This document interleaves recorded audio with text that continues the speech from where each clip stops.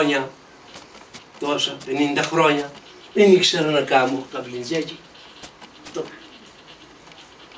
Και ήμουνε.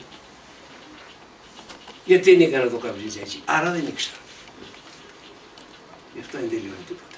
Υπάρχουν κι άλλοι που δεν τα ξέρουν. Και κάτι που δεν το ξέρεις, δεν σου λείπει κιόλα. Κάτι που δεν το ξέρεις δεν σου λείπει. Έτσι. Μια ζωή που δεν είχαμε τηλεόραση, δεν μας έλειπε, δεν ξέραμε. Τώρα άμα μας ελείψει, μας ελείπει. Διάβαρα βάλε να δούμε τις ειδήσεις. Ενώ πρώτα που εγώ δεν είχαμε, δεν μου λείπει. Τώρα θα μου λείψει. Ποτέ δεν θα τελειώσω μέσα. Τίποτα δεν τελειώσω ποτέ. Τα έχει φτιάξει έτσι. Δεν μου τελειώσει τίποτα.